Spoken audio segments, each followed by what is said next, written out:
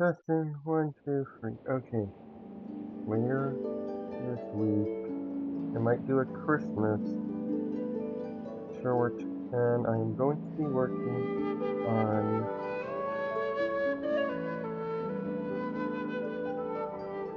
Stranger Things shorts. I'm going to do that, and maybe School Bus Graveyard shorts. So expect shorts coming up soon. This will be a short video, but I'm still gonna upload it. Maybe 30 minutes.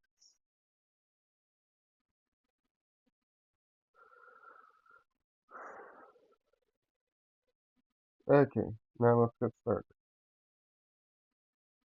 Also, does any of you guys know how to make like an end screen for a video so you can maybe add one to make it look cool? Okay, time to get started.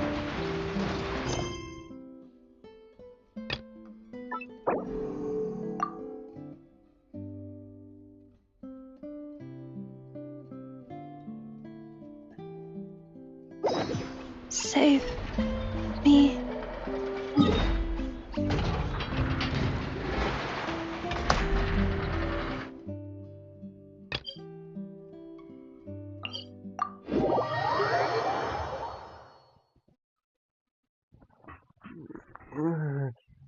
Right here.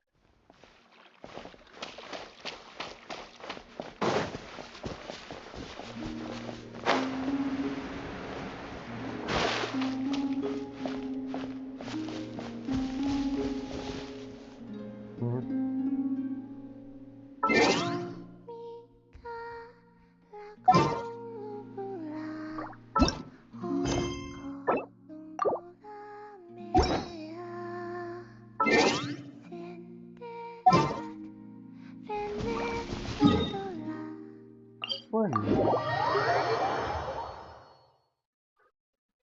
I have many other skills.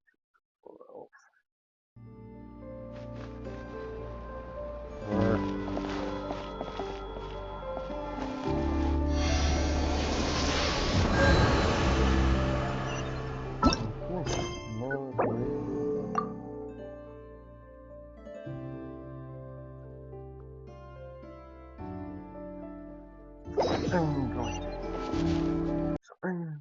I'll cut this out.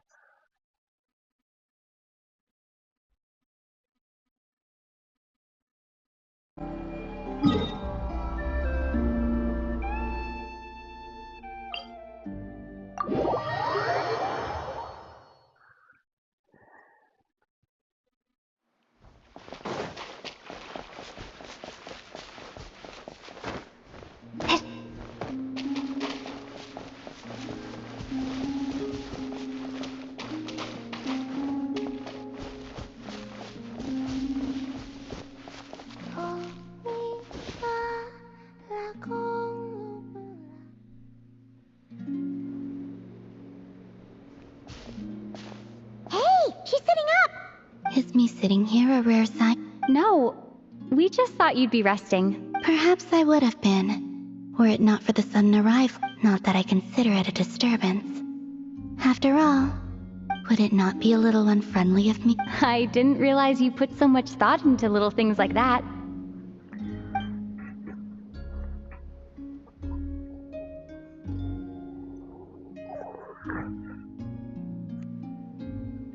Only sometimes. There have been moments lately where I think about you and your companions. They are warm, mysterious, and cozy memories. Very few of my past memories are anything like that. They say that travelers return home bearing bags full of souvenirs. But my luggage was empty, and I believed it would stay that way. Return home? So... Yes. This planet continues to reject me, reminding me that I do not belong here. If I remain in Teyvat, there will come a day that I disintegrate. And I don't mean reduced to dust, or turned into food for the flowers. I mean, I will cease to exist entirely. Alright then. Well, How do you intend to return? The moon prayer night is soon to arrive. On that day, the moon will be closest to Devat. The Kuvaki in this land will reach its peak at that time. I merely need to grasp the tide, and with relatively little effort. Oh, Paimon gets it! It'll work like a slingshot! You make it sound like she's gonna get blasted up to the moon. If I did that, I suspect I would crash into the false sky. I will be using a much gentler approach. But I do like the analogy. It's fun. You see? She gets Paimon's sense of humor. In the blink of an eye, the time has come to part ways. It does feel that way, doesn't it? Time seems to fly fastest when you are enjoying it. I have always thought of myself as a wanderer on this earth, and it has never expressed any desire to keep me here. Yet, just as I plan to depart, it tugs at my arm. Is this a gesture of affection? Or... Oh. Were you? Yes. You are a traveler, so you must have a lot of experience. Then, what I would say is, enjoy the moment. That's right! Don't overthink it!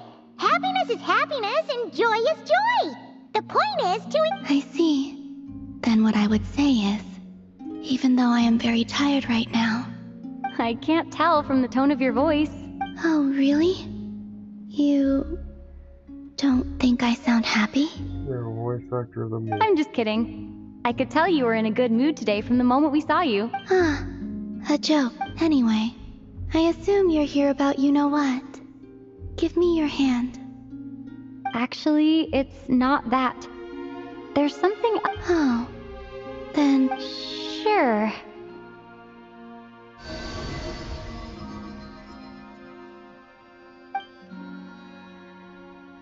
Thank you.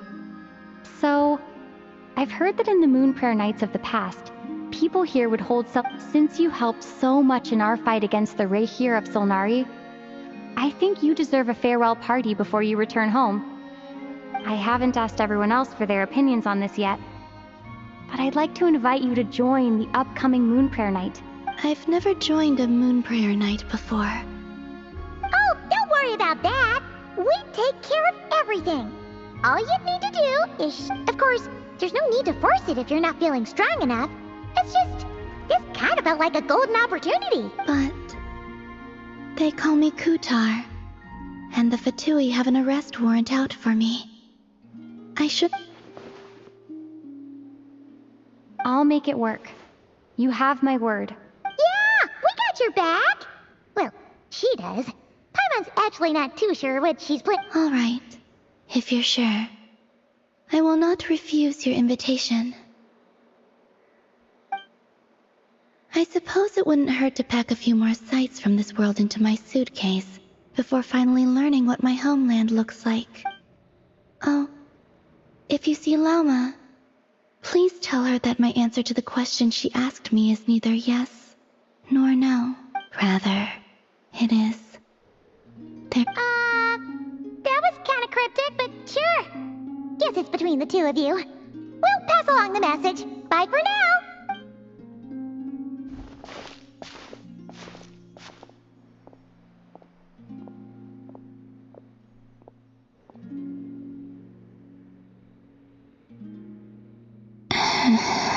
And also, I do not know.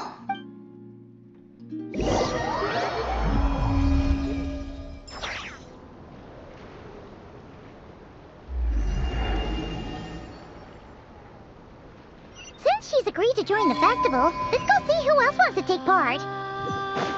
Lauma's gotta be the...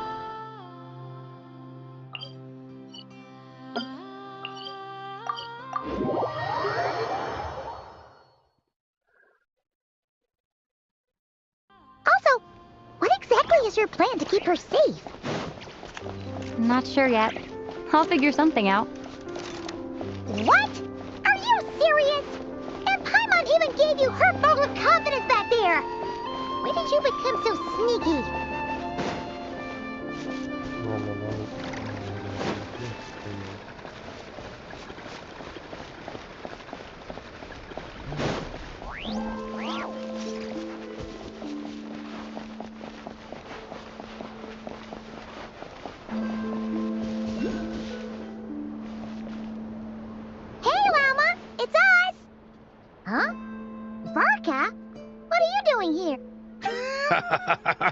Beats me.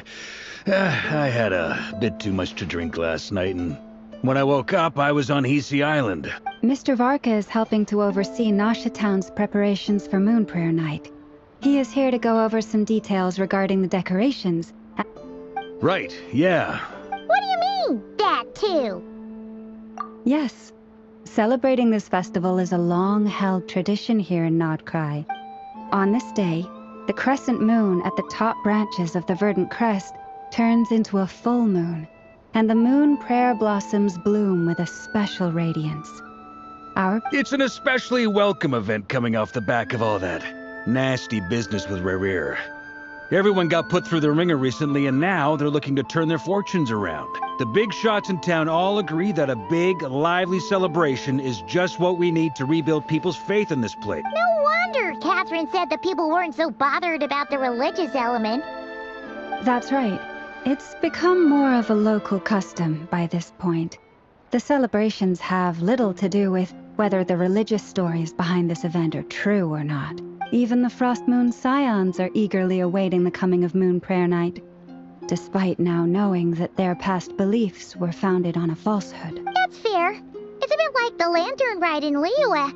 It's a chance for people to enjoy themselves, not debate the existence of the Adepti. Oh, one other thing. We just went to see Columbina. We went ahead and invited... Wait, so... you mean she agreed to it? Huh? Then I suppose that she intends to return to the moon on that day. Oh, yeah! It's kind of a complicated process, but basically, it's like a select... I understand. In truth, I had a feeling that she might make such a decision. Well, if Kuthar has decided to participate in the festival, we should prepare accordingly. Yeah, exactly. She was saying how it could be risky for her to show her face in public. We were wondering if there was any way we could... Unfortunately, the people who carved the statues did an excellent job of capturing her likeness. It will be very challenging to hide a goddess whose face everyone is so familiar. Darn! We may have bitten off more than we can... Nah, don't sweat the small stuff. Huh?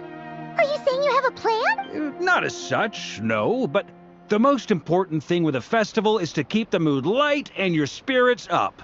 You can't go preparing for a festival with those long faces. You'll never... The Mondstatter spirit is strong with this one. As it happens, I agree. Let's start by making our appreciation for Kuthar the beating heart of the festive atmosphere. And who knows? Once we get the ball rolling, perhaps everything will just fall into place. Hey! Did you catch that? Llama said the thing! Or close enough it... I'm looking forward to the Moon Prayer Night already. We have a festival in Mondstadt called Windbloom, and you can always tell which couples are celebrating it for their first time by the smiles on their faces. Big, beaming smiles like their whole face is glowing. And I have a feeling we'll get to see that same smile on the Moon Goddess's face at this festival. Not quite the same, surely. Anyway, I'll take care of business in the city, but I'll have to leave the decor up to you and the Frost Moon Scions. No one else can capture that traditional aesthetic quite like you guys. But lastly, there's the final key element that brings the festival to life.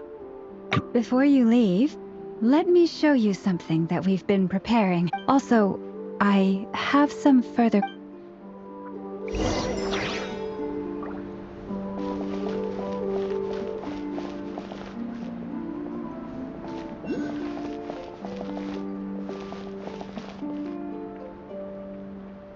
Huh! What's this? They sure look like they're having fun. I believe so. Kuhenki seem very skilled at playing drums like these, although I'm not sure where they learned. Maybe it's an innate talent? In their eyes, they're probably just playing with toys. Swanatar! You wanna play... Yeah. She looks more... Maybe we can teach her next time if we get the...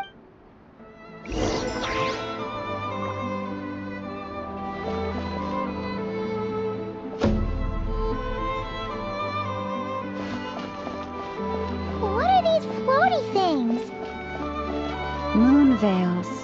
We hang them from buildings in the city during the festival. When you look at the sky through them, it creates a lovely misty effect.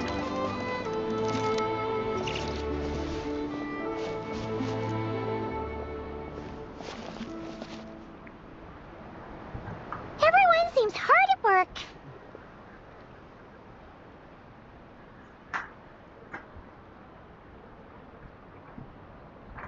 They are preparing items for Moon Prayer Night. For instance, the sculpture being made over here. Mr. Varka and I were just finalizing the details of where it will... Ah, there she is.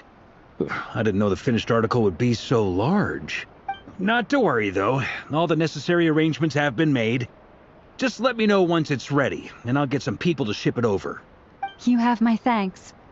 And over here, we are preparing a very traditional confection. Oh, look at all these colors! It looks great! Of course. You bet! Sweet! If you included those in the Feast of the Moon, I bet Paimon would have joined. There will also be verdant crests like this present in Nasha Town during the festival. The timing of Moon Prayer Night is not completely set in advance. We make a rough estimate, then observe the changes in the verdant crests and moon prayer blossoms to guide us. As such, the wait itself is a fun feature of this particular festival.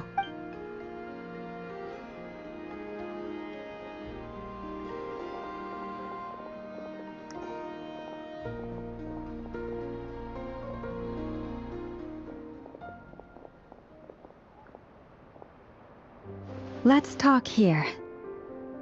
To tell the truth, I am very surprised to hear that Kutar is willing to participate. I once asked her if she'd be willing to stay with the Frost Moon Scions. I could introduce her to everyone, and we could be a family to one another. She did not answer, but she has not appeared here. I took this to mean her answer was no. But if that were the case, she would not have accepted this invitation. Ah, I see. Maybe she is right. Maybe the Frost Moon Scions of today no longer need. But my wish was not for her to come here and be worshipped as a deity. I'm sure she believes that showing herself here might invite Fatui intervention, and as such she does not wish to cause us trouble. But what really pains me about all this is that this is her birthplace. She ought to belong here, yet no one has been able to grant her shelter. I think I'm qualified to weigh in here. When someone's about to depart on a long trip, what they need is blessings, not burdens. We should wish her the best, not make the journey harder than it already is. Anyway, she's agreed to attend, hasn't she? I see your point. Yes, she will soon depart after all. Our job is to leave her with some happy memories. Besides, who's to say her journey to the moon is a one-way trip? It's not like she can't come back and visit if she wants, right? Paimon agrees wholeheartedly. Festivals are all about having fun, so let's keep it simple. All right, I'm gonna head back to Nasha Town soon. Want to come with? I'm guessing you have some other folks to visit there. Sure thing, let's go. Bye for now, Wilma. Thank you all. Goodbye.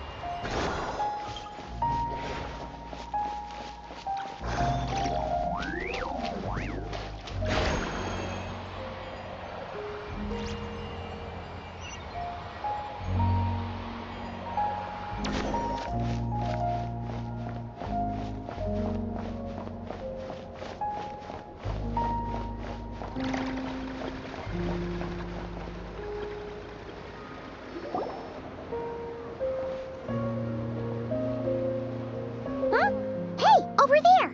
It's Durin and Albedo with twins. What could they be chatting about? Your guess is as good as mine.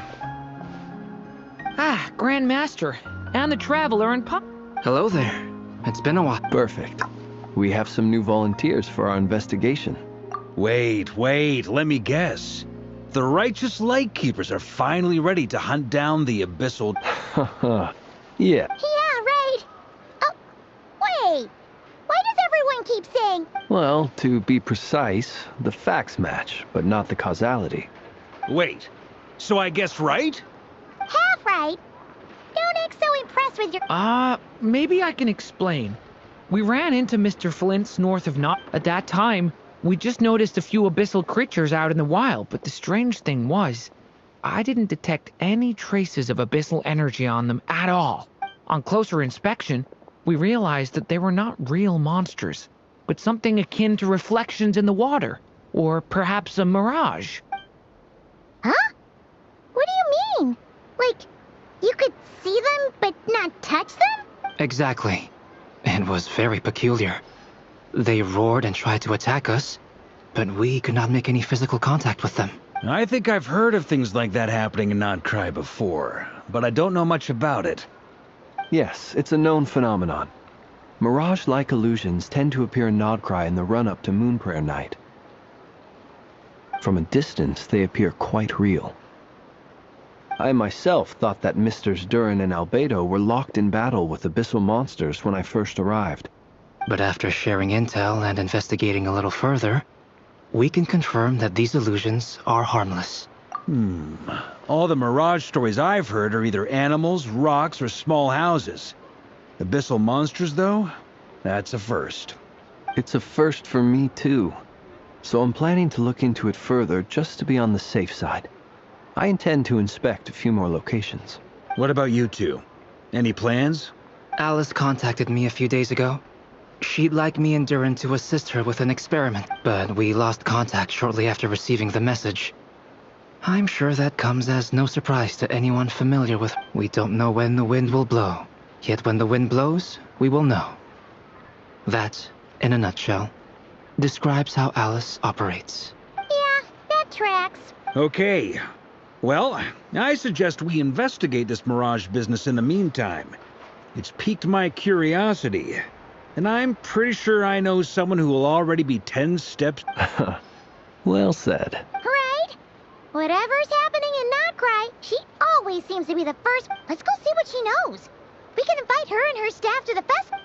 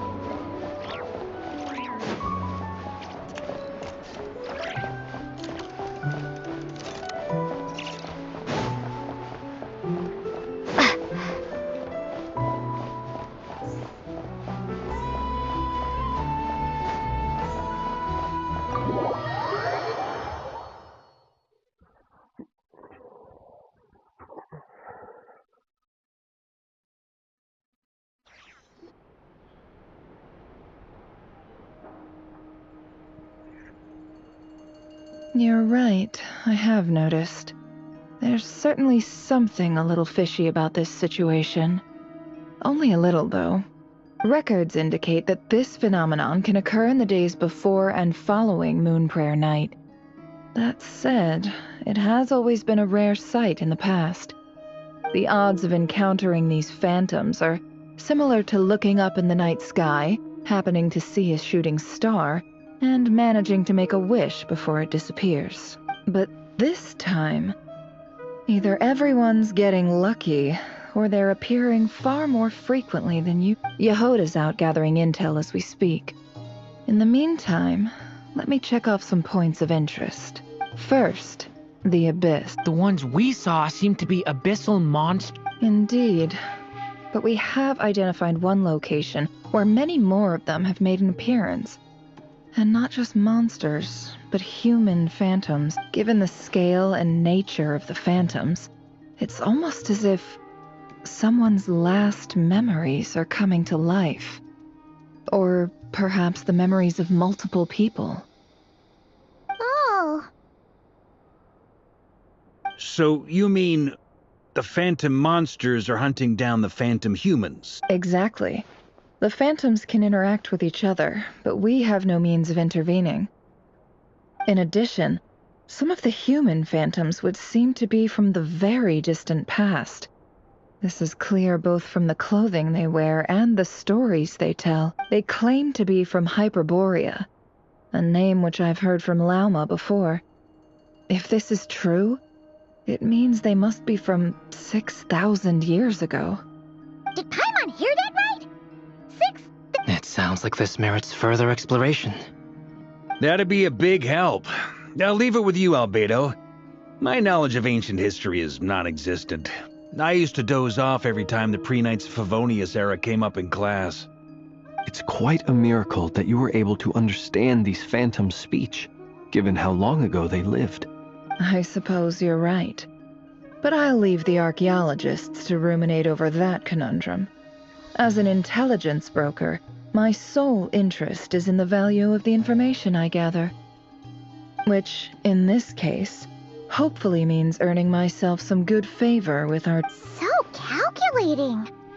Sounds to me like we could split the work up. I think the abyssal phenomenon is best left to Albedo, Flint's. Agreed.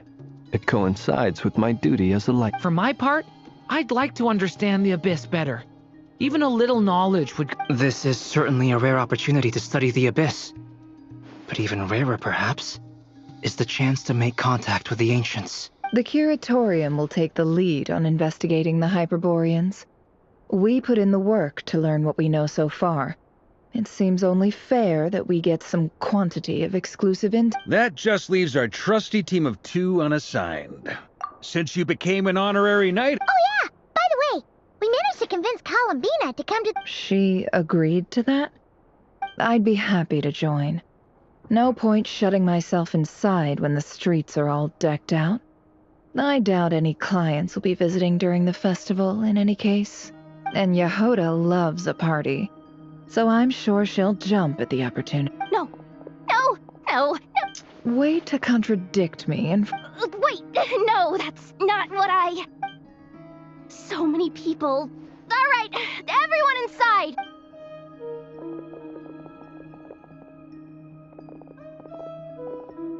This is gonna sound crazy, but hear me out. I saw one of those phantoms at Star Sand Shoal. Like, a spaceship? That's gotta be the one you came to Tibet in. You said you... Huh? You already know about it? Wait, back up. You came here in a spaceship? Yep, exactly. Wow. I guess that decides where we're heading next. Come on, don't look at me like that. I know the spaceship doesn't have anything to do with me, but you don't want to leave me as the only one twiddling my thumbs. Fair enough. In that case, let's meet back here to discuss our findings once we're done. I wish everyone a productive investigation. You too.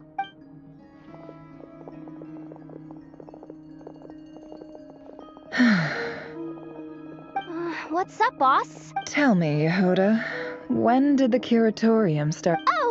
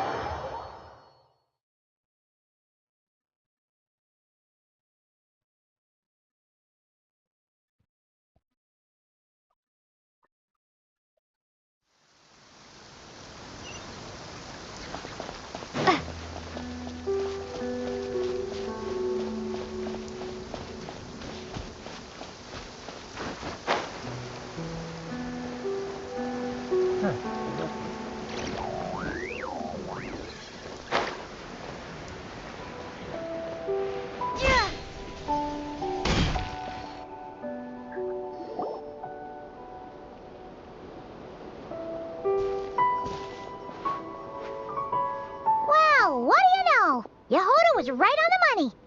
This phantom really... But that's so weird. Why would it show up here? Is it some kind of projection? Or a ghost? Like, maybe it no longer exists. But somehow it... Ah, you're already here. Miss Lauma, what a surprise. I was, until one of our people informed me that a strange sight had appeared. No one's ever seen something quite like this before. I thought I should see it for myself. Same here. Oh, so we heard that these things appear around the festival period. Any idea why that is? Unfortunately not. We have very limited information about them, since they can't be interacted with. And no human phantoms have ever made an appearance before now. The most we've been able to deduce is that these sightings appear to be connected to the increase in Kuvaki energy around this time. Yeah, seems like that's all we can do. Allow me to lend you a hand.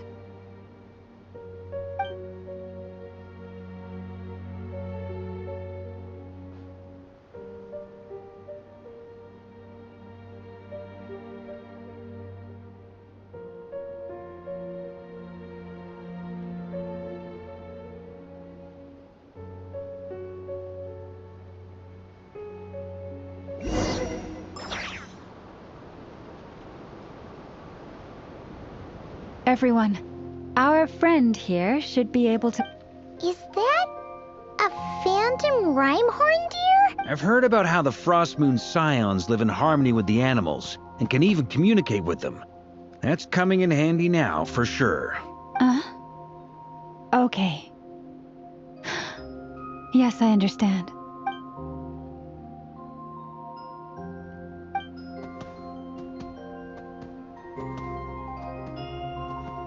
Oh, it's leaving. It appears to share our curiosity about this giant spaceship, so I asked it if it wouldn't mind investigating along with some friends. In return, I told it about some nearby spots where the wild fruit grows abundantly. We may live in a different era from these phantoms, but I trust that the terrain, climate, and ecology here are more resistant to the effects of time than some things are. Let's give them a moment.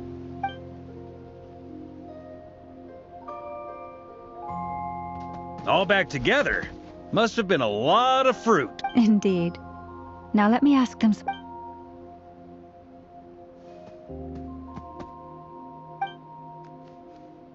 It did find a lot of wild fruit, enough for them to feast. This puffin circled in the air several times, but didn't spot anything out of the ordinary.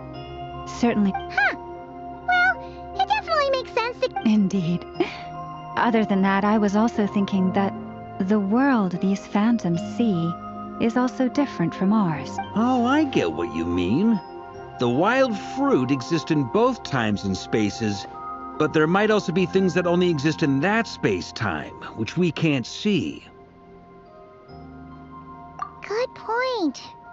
Blunthorn rhinos can use Kuvaki to shift great rocks, but this one says it couldn't get that ship to budge by even... The sniffer mole tried too, but despite being a skilled digger, they say that the spaceship looks robust and undamaged. It seems completely impervious to any and all attacks. So, just like us humans, there was nothing they could do about this spaceship. Yes. Still, they deserve our thanks. We are grateful for all your efforts, dear friends. I've noticed some other human phantoms gathered nearby. Come on, let's go talk to them.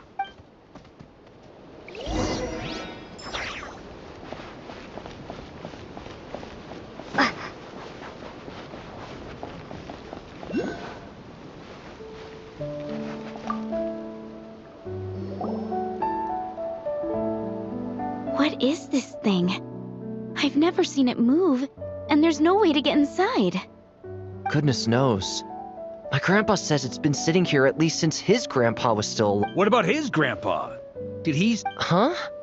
I don't know. In all likelihood, it was here back then too. Hard to imagine. Guess that means that as far as they're concerned, this ship's been around a long time.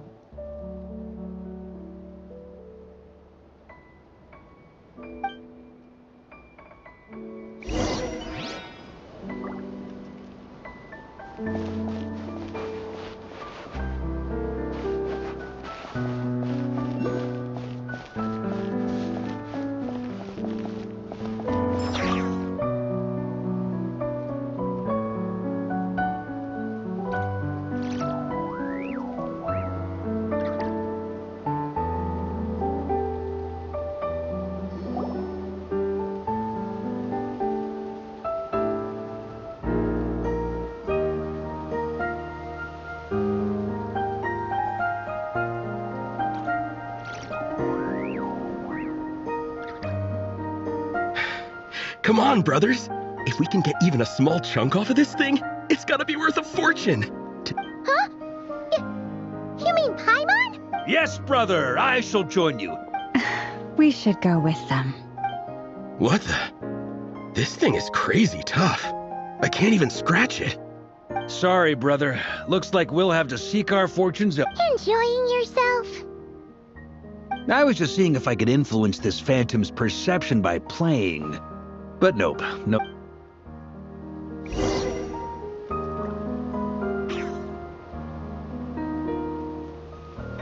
I'm sure we're all starting to build up an idea of what's going on here now that we've spoken to some of the... These phantoms are reenacting real historical events and not... It's almost like we're in some kind of interactive stage play. We can talk to the actors, but the plot is fixed, and we can't... It makes sense.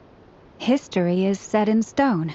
The objective facts of the past cannot be changed. Paimon totally thought you were just goofing around earlier. But actually... Of course I was. Anyway, at this point, I think we're forced to conclude that although the Phantom spaceship is right there in front of us, we aren't going to learn much about it from these people.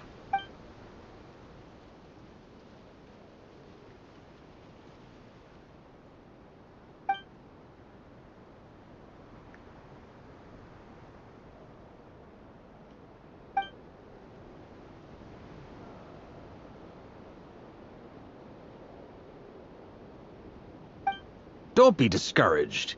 If nothing else, this is proof of the ship's existence. And think about it. So many people tried to hack their way inside, but no one could get the door open. It's made of very tough... To me, that says that we'll either find the ship itself or the story behind it. It's just a matter of time. Huh. Every now and then, when Varka gets serious, he actually does seem like... I wonder how the others are doing. Let's head back for now. Sounds good. Also, drinks are on me if Team Knights of Favonius is the... Wait! We haven't seen... Am I in... You're very welcome to join. Isn't that technically blasphemy? Nah, I'm sure Barbados doesn't mind a little harmless blasphemy once in a while.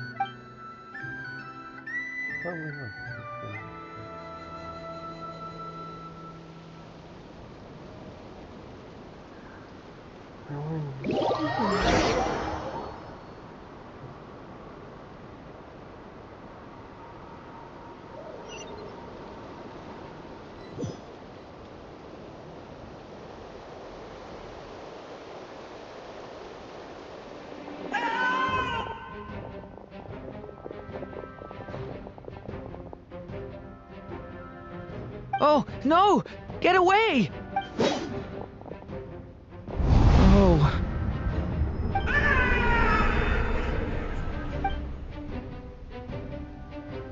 I know it's hard to stomach, Mr. Duran. But as I'm sure you've noticed, there is nothing we can do to But we have to... And try you have. But are you I wasn't... I'm afraid this is the 39th failure so far. Or the 5th if we're only counting this particular victim. There are no indications that these phantoms may be altered in any way. You seem to have calmed down a little. I'll make us a fire. You should rest and have some water. Feeling any better now, Mr. Duran? May I ask if... Be my guest. What exactly are we witnessing here?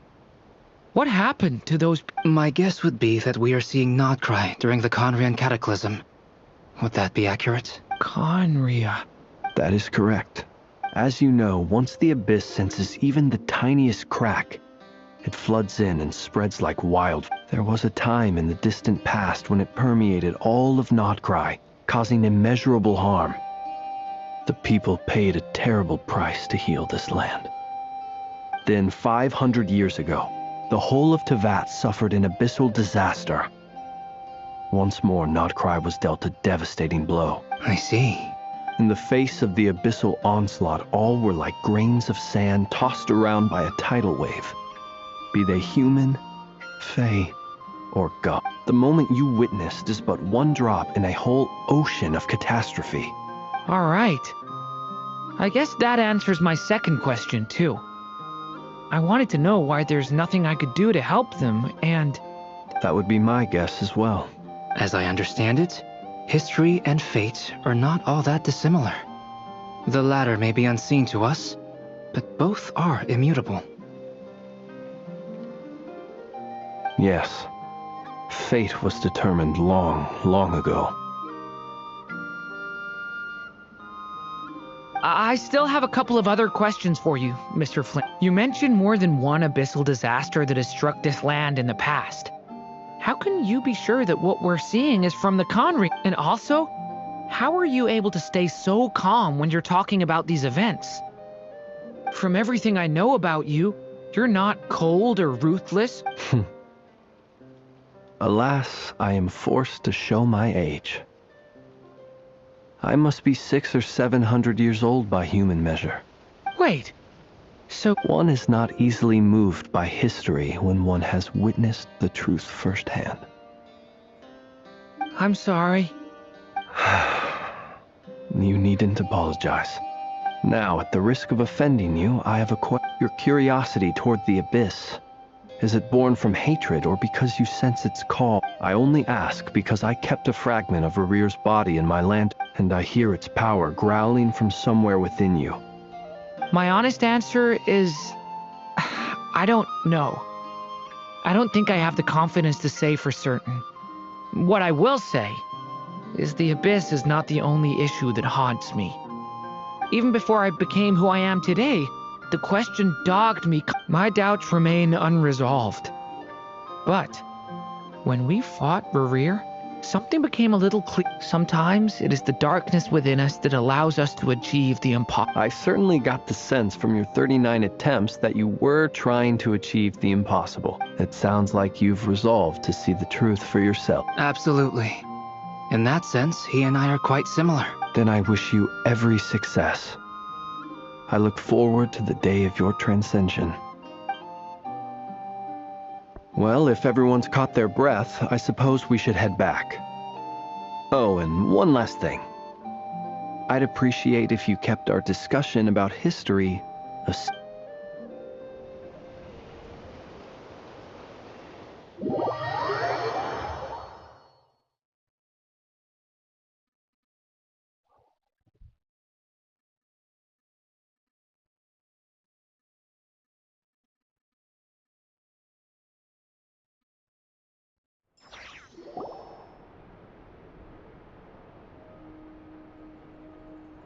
Incredibly, our separate investigations led us all to the same conclusion. Hooray for consensus! Yeah, but we barely learned anything, though. I totally thought this would be the mother lode. Talking with the ancients? I mean, come on! But nope. All we got was useless snippets of conversation. And all this stuff about moons and hyperopia. What a load of baloney. Seems like people back then had a few screws loose. I understand your frustration. We found the same issue. Each phantom only showed a very brief moment in time. There isn't much value to be found in these miscellaneous fragments of a civilization's history, no matter how glorious it may have been. If there's a silver lining, it's that these phantoms are harmless to the present reality. They shouldn't get in the way of the festivities. Paimon agrees. And not just because it's the first thing she understood in this whole conversation. You look disappointed, Nefer. What do you think? We all worked our tails off, but the only one to gain anything from it... Well, please do share the Hyperborean records with me. Oh, duh! Yeah! I'm serious. Only an expert in the Frostmoon Scions and their history can turn the alternative is to let them gather dust on the cure. Nefer, you're wise enough to know that cooperating... Well, that goes without saying. Huh? But didn't you say we aren't supposed to give out intel for free? Now is not a good time to push Nefer. Anyway, back to Moon Prayer Night. I'm thinking that we should prepare something a little special. You mean a parting gift? Can't go wrong with food. Although... Perhaps a lantern would be a better choice. It could prove difficult to light a lantern on the moon. Magical stones might serve that purpose. What about a clockwork mecha? None of these sound like things she would be even remotely. Yeah. It would really save us the guesswork if someone could find out what she's into.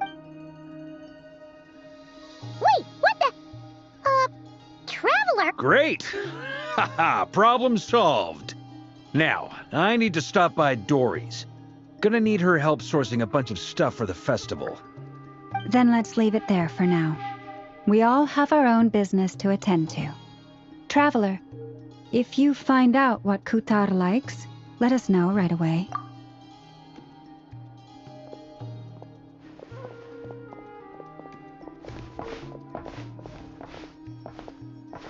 Is something the matter? I'm fine. It's just... I'm still feeling a little rattled after witnessing the horrors of the Abyss. But it's okay. This is something I have to work through. I'll be alright. Well, don't put too much pressure on yourself. Come on. Stop treating...